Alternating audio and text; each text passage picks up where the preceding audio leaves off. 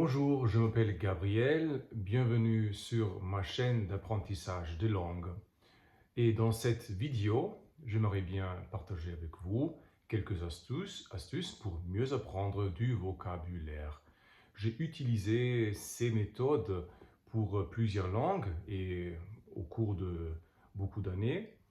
Et en fait, le principe numéro un serait de faire des associations en apprenant du vocabulaire d'une autre langue. Qu'est-ce que ça veut dire? On peut faire des associations à travers le visuel et aussi l'auditif.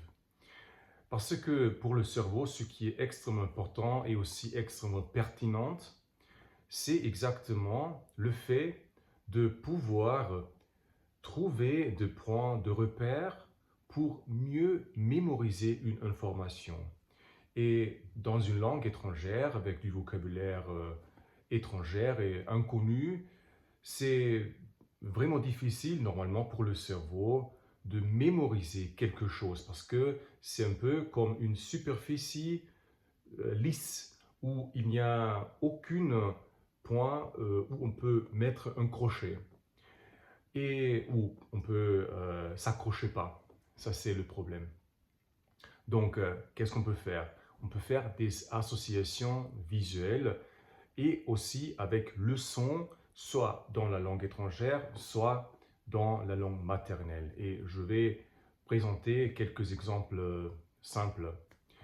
D'abord, par exemple, le point avec les associations visuelles. Si je devais mémoriser le mot livre en français, par exemple, livre. Donc, on peut utiliser le son de la première partie de ce mot, par exemple, lif. Et si je connecte un autre mot avec le mot livre et aussi l'image mentale d'un livre, ça peut être par exemple leave. Leave en anglais, c'est laisser ou quitter un espace ou abandonner un espace, par exemple. C'est leave, livre. Et ainsi, on peut par exemple s'imaginer quelque chose de très absurde. On peut imaginer un livre, par exemple un livre qui a deux jambes et qui sort d'une chambre, qui sort d'un immeuble par exemple. Livre, c'est une façon de connecter de façon intentionnellement très absurde et comique même la signification du mot et quelque chose qui est déjà connu par nous. Ça, c'est le point clé. Faire la connexion entre quelque chose qui est inconnu avec quelque chose qui est déjà ou qui a été déjà intégré dans notre connaissance du monde général. Et dans cet exemple, j'ai déjà présenté la partie son et la partie image. Donc, on peut aussi jouer seulement avec l'image ou le son.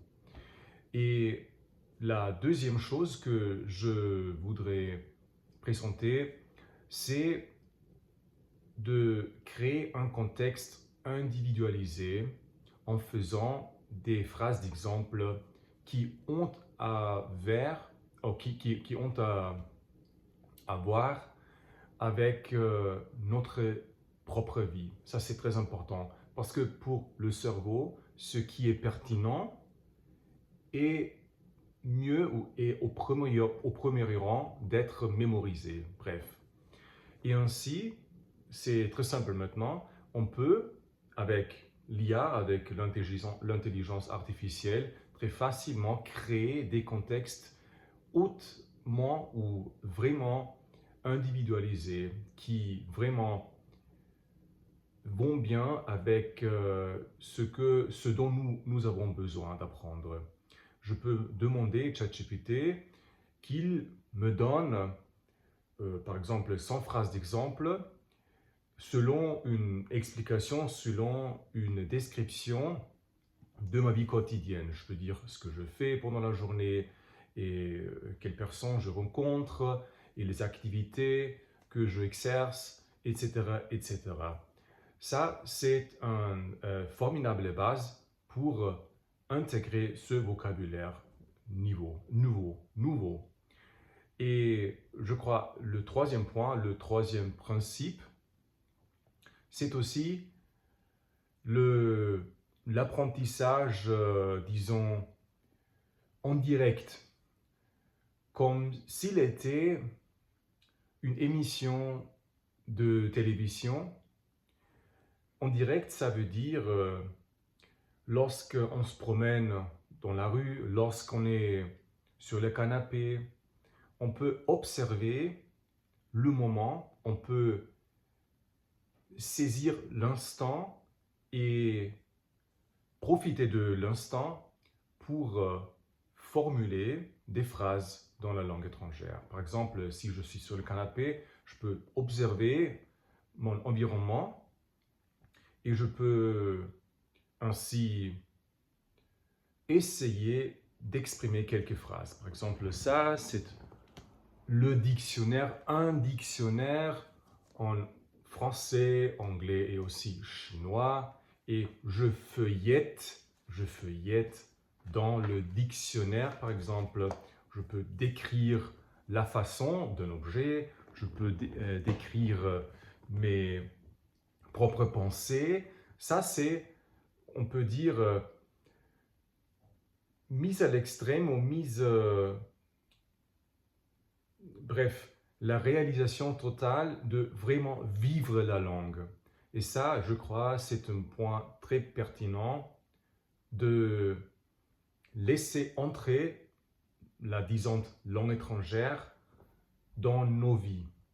C'est très souvent que je observe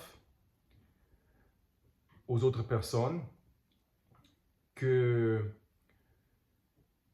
font, disons, l'erreur de séparer trop entre soi-même, sa vie et la matière de cette langue étrangère. En fait, il faut se connecter le mieux possible. Il faut vraiment laisser cette langue faire partie,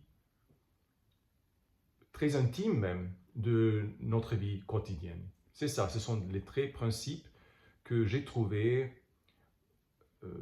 pendant l'apprentissage de plusieurs langues, le chinois, le français, l'espagnol, l'italien, etc., vraiment utiles et que je veux passer maintenant à nous.